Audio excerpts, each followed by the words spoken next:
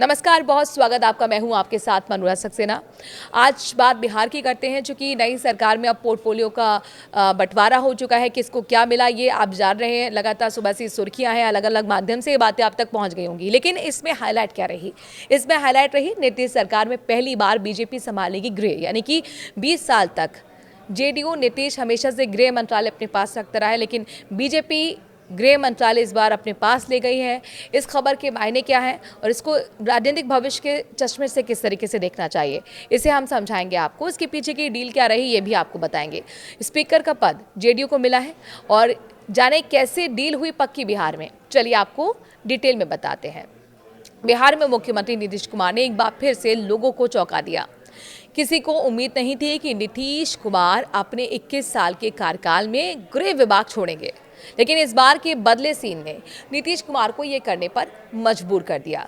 इसका ये मतलब कतई नहीं है कि नीतीश कुमार ने सरेंडर कर दिया है। ये सब जानते हैं कि नीतीश कुमार कितने हार्ड बार्गेनर हैं। उन्होंने गृह विभाग बीजेपी को अगर दिया है तो कुछ खास वजह से ही। पहले ये जान लीजिए कि शपथ ग्रहण तक एनडीए में विभागों का बंटवारा नहीं हुआ था। शपथ ग्रहण इसलिए समय पर कराया गया कि विरोधी महागठबंधन ये ना कह सके कि एनडीए में सीट बंटवारे के बाद अब मंत्रालय को लेकर कलह है।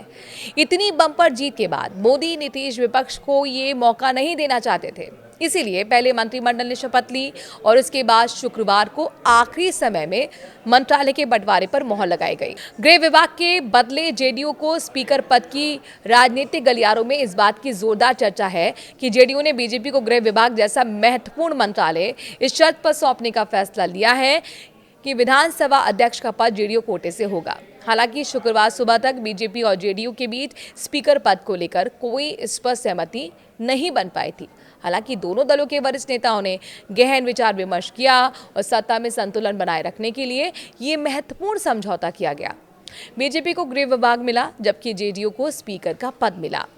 विलंब से बचने के लिए समझौता दोनों ही दलों के नेताओं को इस बात की चिंता थी कि विधानसभा चुनाव में मिले कमजोर बहुमत के मद्देनजर अगर विभागों के बंटवारे में किसी तरह का कोई विलंब होता है तो जनता के बीच सकारात्मक संदेश नहीं जाएगा।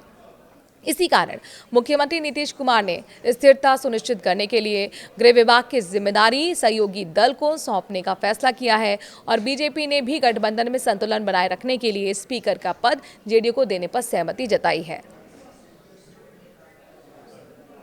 आखिरकार आप इस चेंज को किस तरीके से देख रहे हैं? अपनी राय कमेंट के जरिए जरूर दीजिए। नमस्कार।